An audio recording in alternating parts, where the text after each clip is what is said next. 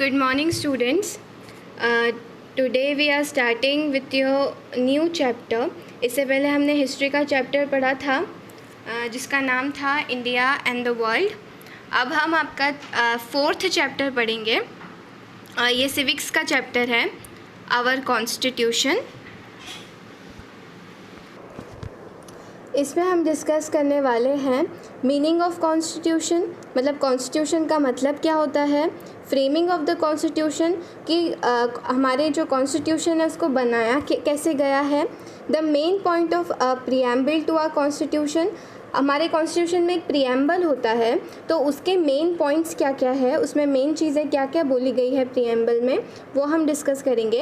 And the last one is the main feature of Indian constitution कि हमारा Indian constitution है उसके main features क्या हैं.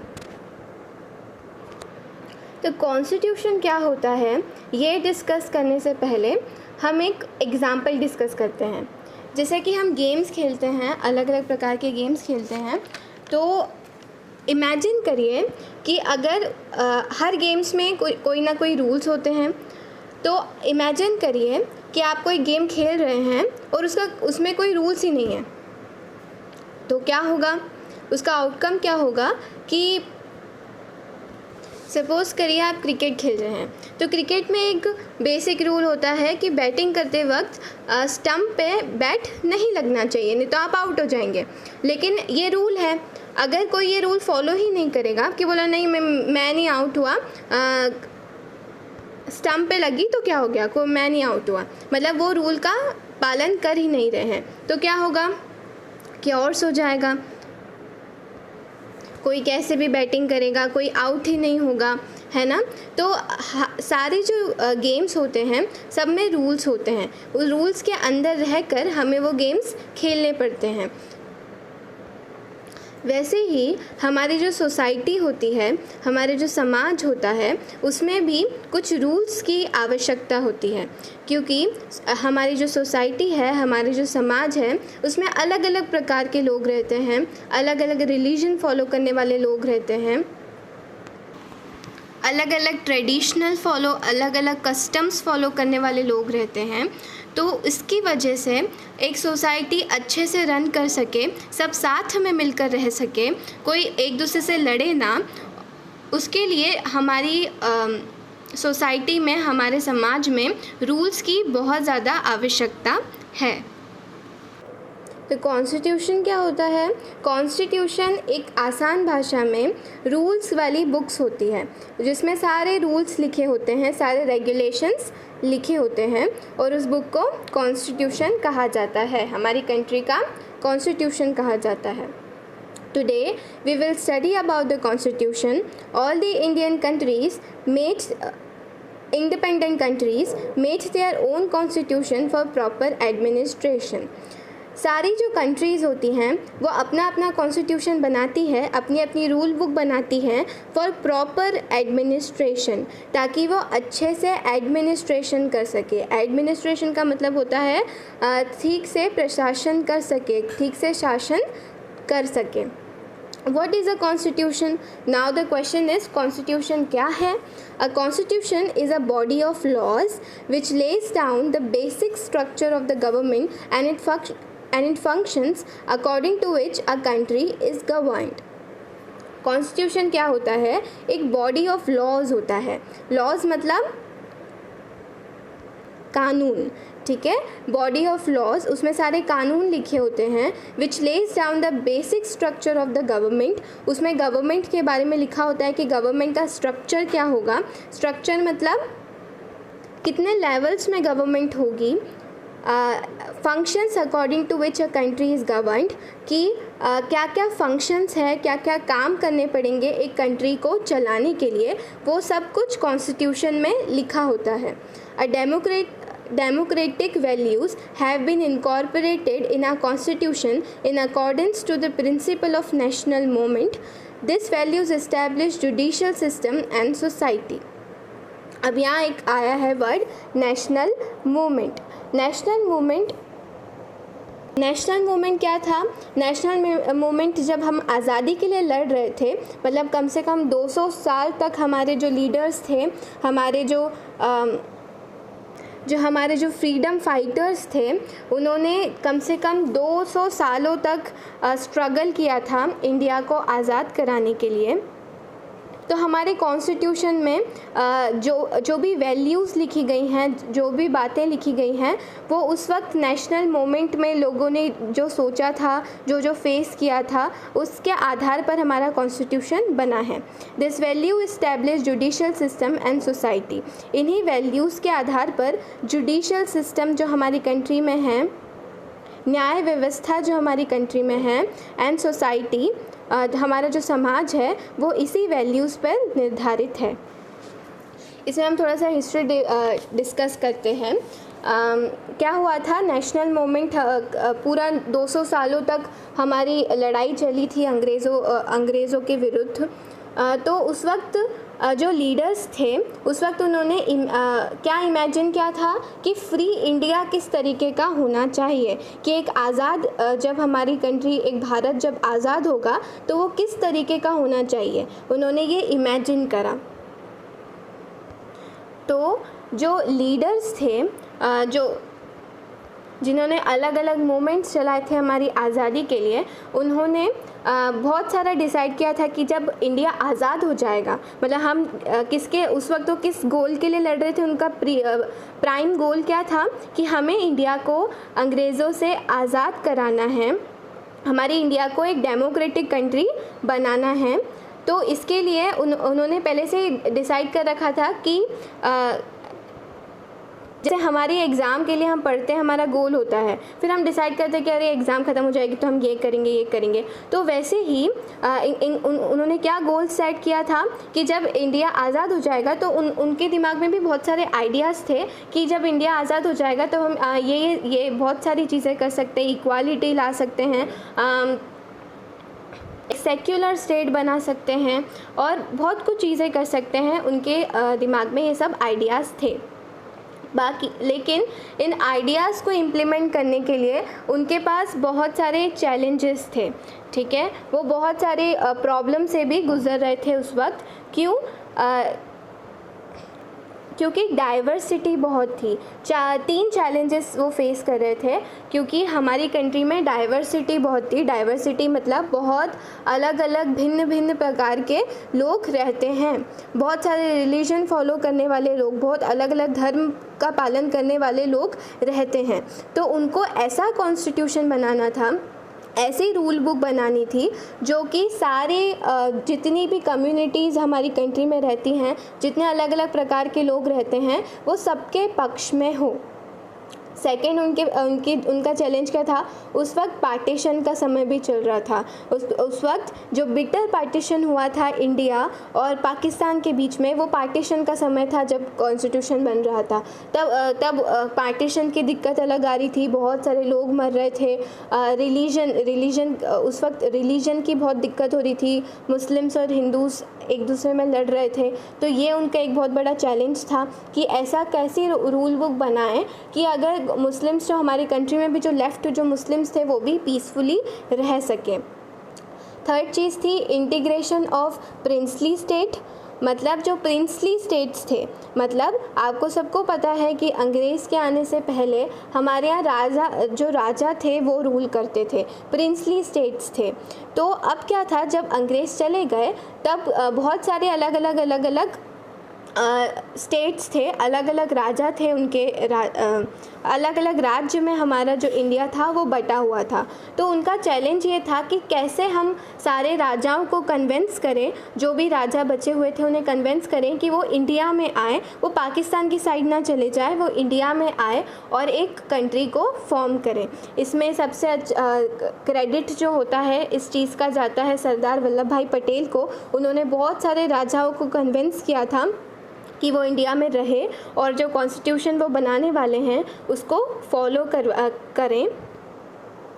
तो ये हो गया थोड़ा हिस्ट्री की बात कि क्या क्या चैलेंजेस उनके पास थे कॉन्स्टिट्यूशन बनाते वक्त, और कॉन्स्टिट्यूशन क्या है ये हमने डिस्कस किया। अब हम करेंगे कॉन्स्टिट्यूएंट असेंबली क्या है। तो कॉन्स्टिट्यूएंट असेंबली क्या है? Constituent assembly, the constitution making body called the constituent assembly has its first sitting in दिसंबर 1946।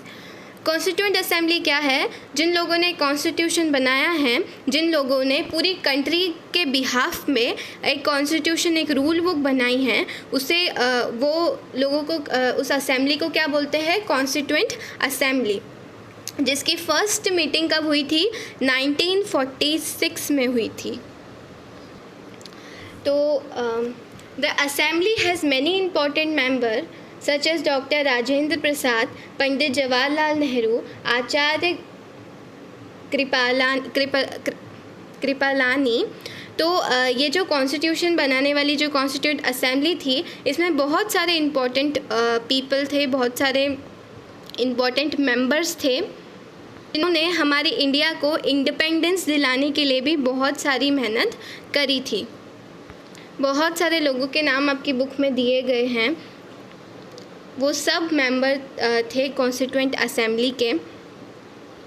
लेकिन हमारे आगे के याद रखने के लिए कौन से इम्पोर्टेंट मेंबर हमें कॉन्स्टिट्यूएंट असेंबली के याद रखने चाहिए? फर्स्ट है doctor Rajendra Prasad, was the president of constituent assembly.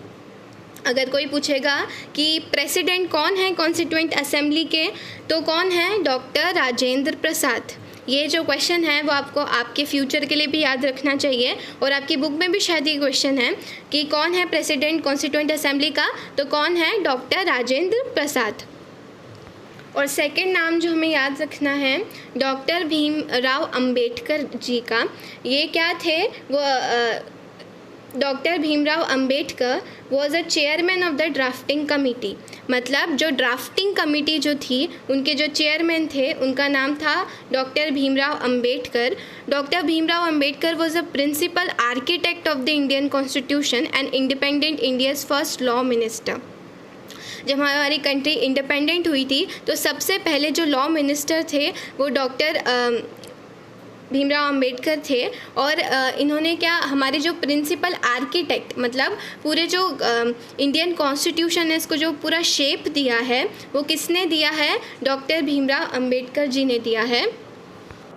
अब हमने ये पढ़ लिया कि कौन कौन इम्पोर्टेंट पर्सन्स थे कॉन्स्टिट्यूएंट असेंबली के। अब क्या है, कॉन्स्टिट्यूशन बना कब था, कब अडॉप्ट किया गया था, और क्या हुआ था, ये जो डेट्स थे, इम्पॉर्टेंट डेट्स, वो डिस्कस कर लेते हैं। The new constitution was adopted by the constituent assembly on 26 नवंबर 1949। कब अडॉप्ट कर लिया गया था? जब कॉन्स्टिट्यूशन पूरी तरीके से प्रिपेयर हो गया था। बहुत सारे डिबेट्स, ऐसा नहीं बोल सकते हम कि कॉन्स्टिट्यूशन बन गया और प्रिपेयर हो गया। बहुत सारी डिबेट्स हुई थी। हर एक जो वर्ड है कॉन्स्टिट्यूशन में, हमारे एक आर्टिकल है, उसके सब के ऊपर बहुत सारी डिबेट्स करी गई थी, बहुत सारी मीटिंग्स रखी गई थी। उसके बाद हमारा कॉन्स्टिट्यूशन है वो बनकर पूरी तरीके से तैयार हुआ था। ये जब तैयार हुआ तो इसको कब अडॉप्ट किया गया था? 26 नवंबर 1949 को हमारा कॉन्स्टिट्यूशन अडॉप्ट किया गया था। ये सबसे इम्पॉर्टेंट डेट है जो हमें याद रखना चाहिए, 26 नवंबर 1949। और ये इन्फोर्स कब हुआ था, कब यूज़ में आने लगा था? 26 जनवरी 1950। कब हुआ था? 26, जिसको हम रिपब्लिक डे की तरह भी सेलिब्रेट आज तक करते हैं। 26 जनवरी रिपब्लिक डे ऑफ इंडिया, जिसे रिपब्लिक डे को बोला जाता है। बहुत सारे बच्चों को नहीं पता होता है कि रिपब्लिक डे क्या था। इस दिन हमारा कॉन्स्टिट्यूशन इन्फोर्स हुआ था, यूज़ में आया था। Hence we celebrate India's republic day on 26 January every year. India free nation कब बना था? Through India become a free nation on August 50, 1947। 15 अगस्त जो हम सेलिब्रेट करते हैं, 1947 को अंग्रेज़ चले गए थे हमारी कंट्री से और इंडिया फ्री हो गया था। लेकिन it declared itself a sovereign democratic and republic state with the adoption of the constitution on January 26, 1950। 1950 को हमारा जो कंट्री है वो sovereign democratic and republic state बन गई थी। अब ये जो तीनों वर्ड्स हैं, इनके सबके अलग अलग मीनिंग होता है, ये हम चैप्टर में डिस्कस करेंगे। India sovereign democratic and republic state बन गई थी। कब? 26 जनवरी 1950, जिसको हम रिपब्लिक डे की तरह सेलिब्रेट आज तक करते आ रहे हैं। ये बॉक्स में 3 और चीज़ें दे रखी है हमारे कॉन्स्टिट्यूशन के फ्रेमिंग के बारे में। फर्स्ट है, the proposal for complete independence was passed under the chairmanship of Jawaharlal Nehru at midnight of 31st December 1929 on the bank of river Ravi in Lahore। एक प्रपोज़ल बनाया गया था जिसमें लिखा गया था कि हमारे इंडिया को कंप्लीट इंडिपेंडेंट मिलनी चाहिए, आज़ादी मिलनी चाहिए। ये प्रपोज़ल किसके चेयरमैनशिप में साइन हुआ था? जवाहरलाल नेहरू जी के हुआ था। मिडनाइट मतलब रात को, आधी रात को 31 दिसंबर को 1929 को रिवर रावी के किनारे लाहौर में ये प्रपोज़ल साइन किया गया था। सेकेंड चीज़, to support the proposal morning marches meeting were organise and resolution were taken to attend independent on 26 January 1950. Since then, on every 26 January, resolution was passed to work for complete independence till it achieved. फिर क्या हुआ? ये जो idea था independent का कि हमें independence मिलनी चाहिए, 31 दिसंबर 1929 को आया था। उसके बाद कंटिन्यूस मीटिंग करी गई, जितने भी लीडर्स थे, फ्रीडम फाइटर्स जो थे, उनकी कंटिन्यूस मीटिंग चलती रही, बहुत सारे मार्चेस हुए। 26 जनवरी 1930 को ये रिजोल्यूशन लिया गया, ये प्रण लिया गया कि हम हमारी कंट्री को आज़ाद कराएंगे। उस बार से हर 26 जनवरी को रिजोल्यूशन लेते थे वो कि वो बहुत ज़्यादा वर्क हार्ड करेंगे इंडिपेंडेंट को अचीव करने के लिए, आज़ादी पाने के लिए। इसी वजह से 26 जनवरी 1950 को हमारा कॉन्स्टिट्यूशन इन फोर्स में लाया गया था। क्योंकि अब ये क्वेश्चन आपके मन में आ सकता है कि जब 26 नवंबर 1949 को जब कॉन्स्टिट्यूशन बन के तैयार हो गया था तो तब लेकिन अडप्ट जो इन्फोर्स जब हुआ था वो 26 जनवरी 1950 को इन्फोर्स क्यों करा गया?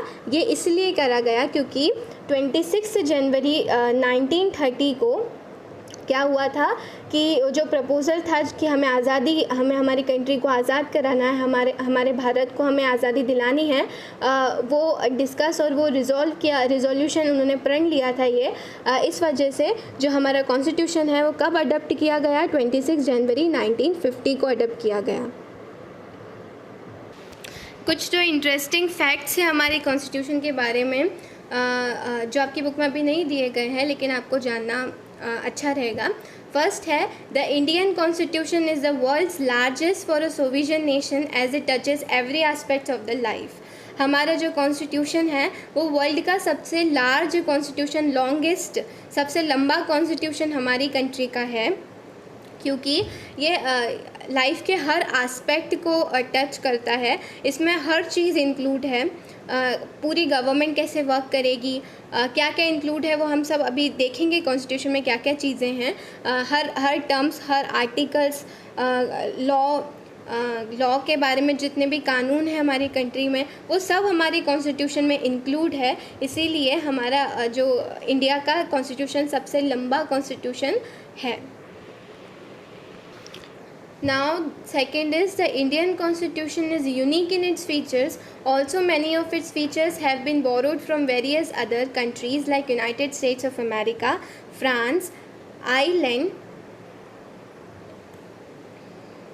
Australia, Japan and Canada.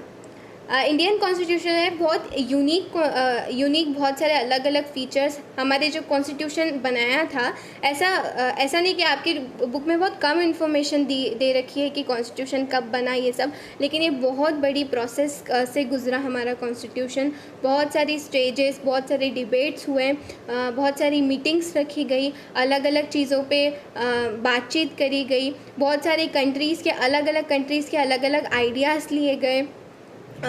हमारी कंट्री में बहुत सारी अलग अलग कंट्री, हमारा जो कॉन्स्टिट्यूशन का बहुत अलग अलग कंट्री के आइडियाज़ का मिक्सचर है।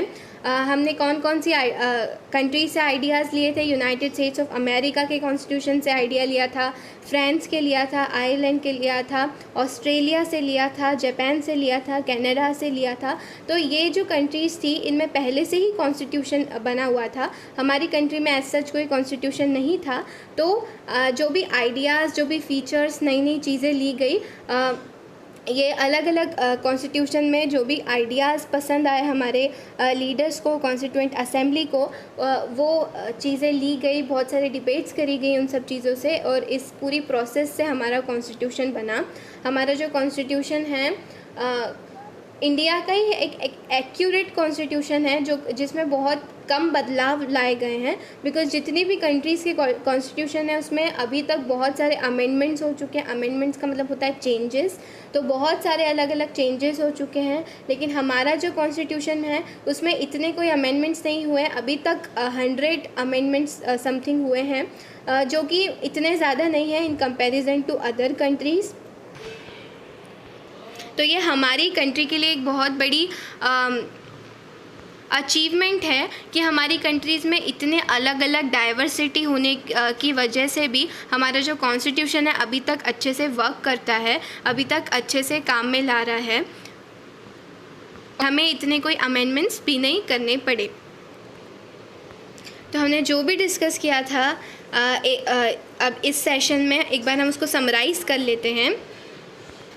कॉन्स्टिट्यूशन क्या होता है, कॉन्स्टिट्यूशन की ज़रूरत क्यों है हमें। हमारी कंट्री हर सोसाइटी में रूल्स की बहुत ज़रूरत होती है। रूल्स तो कॉन्स्टिट्यूशन क्या है, कॉन्स्टिट्यूशन बेसिकली एक रूल बुक्स होती है, एक कानून की एक किताब होती है, जिसमें सारे जो भी basic structure of the government की गवर्नमेंट कैसे फंक्शन करेगी, गवर्नमेंट कैसे वर्क करेगी, लोगों को कैसे वर्क करना है, लोगों के पास क्या क्या राइट्स हैं, क्या क्या ड्यूटीज़ हैं लोगों की, सब कुछ इसमें होता है कॉन्स्टिट्यूशन में। It clearly states what power the government has over the citizen. सबसे बेसिक चीज़ क्या इसमें दी गई है कि जितनी भी पावर गवर्नमेंट की है लोगों के ऊपर, ये इसमें दी गई है, और लोगों की क्या राइट्स एंड ड्यूटीज़ हैं, लोग as well as the rights and duties of the citizens towards the country. और हर इंसान की क्या क्या राइट्स हैं अपनी कंट्री को लेकर और क्या क्या ड्यूटीज़ हैं अपनी कंट्रीज़ को लेकर, ये सब इस बुक में, कॉन्स्टिट्यूशन में डिफ़ाइन किया गया है, दिया गया है। कॉन्स्टिट्यूशन किसने बनाया था, कॉन्स्टिट्यूएंट असेंबली ने बनाया था। किसके बिहाफ पे बनाया था, लोगों के बिहाफ पे बनाया था। हम सब लोग मिलकर तो कॉन्स्टिट्यूशन नहीं बना सकते, इतनी सारी पॉपुलेशन मिलके नहीं बना सकती। तो जो कॉन्स्टिट्यूएंट असेंबली थे उनके मेंबर्स ने हमारे हित में होकर कॉन्स्टिट्यूशन बनाया था। फर्स्ट मीटिंग कब हुई थी, फर्स्ट सिटिंग कब हुई थी, 1946 में, दिसंबर 1946 में कॉन्स्टिट्यूशन बनाने की फ़र्स्ट सिटिंग हुई थी। बहुत सारे इम्पोर्टेंट मेंबर्स थे कॉन्स्टिट्यूएंट असेंबली में। जो 2 मेंबर्स के नेम हमें याद रखना बहुत इम्पॉर्टेंट है, वो कौन है, डॉक्टर राजेंद्र प्रसाद। डॉक्टर राजेंद्र प्रसाद क्या है, president of the constituent assembly. जो कॉन्स्टिट्यूएंट असेंबली थे उनके प्रेसिडेंट कौन थे, doctor Rajendra Prasad. And second name हमें याद रखना है कि ड्राफ्टिंग कमेटी के चेयरमैन कौन थे, ड्राफ्टिंग कमेटी के चेयरमैन थे डॉक्टर भीमराव अंबेडकर जी। हमारा कॉन्स्टिट्यूशन बनके इतनी जो स्ट्रगल करने के बाद, इतनी जो मीटिंग्स करने के बाद जब हमारा कॉन्स्टिट्यूशन तैयार हो गया था, तब वो कब अडॉप्ट किया गया, कब पूरी तरीके से बनकर तैयार हो गया था, 26 नवंबर 1946 को वो अडॉप्ट किया गया। और इसको इन्फोर्स में कब लाया गया, उसको यूज़ कब करने लगे, 26 जनवरी 1950 से, जिसको हम अभी तक रिपब्लिक डे के नाम से सेलिब्रेट करते हैं। और क्या इम्पॉर्टेंट है कि हमारा इंडियन कॉन्स्टिट्यूशन सबसे लार्जेस्ट कॉन्स्टिट्यूशन है, पूरी जो दुनिया में सबसे लॉन्गेस्ट कॉन्स्टिट्यूशन जो है हमारी इंडिया का ही है। और सबसे जो एक्यूरेट कॉन्स्टिट्यूशन है वो भी हमारी इंडिया का है, क्योंकि बहुत कम अमेंडमेंट के साथ भी हमारा कॉन्स्टिट्यूशन अभी तक वैलिड है, अभी तक चल रहा है, अच्छे से फंक्शन हम कर पा रहे हैं हमारे कॉन्स्टिट्यूशन के बलबूते पर। तो इससे ये प्रूव होता है कि जो कॉन्स्टिट्यूएंट असेंबली है उन्होंने इतनी मेहनत करके, इतनी समझदारी से हमारा कॉन्स्टिट्यूशन बनाया था कि वो अभी तक वैलिड है, अभी तक उसका इतना महत्व है। तो इस चैप्टर में, इस फर्स्ट सेशन में अभी तक हम इतना ही डिस्कस करेंगे। इसका जो सेकंड वीडियो आएगा उसमें हम preamble of the constitution and constitution के फीचर्स डिस्कस करेंगे। तब तक के लिए thank you and have a nice day.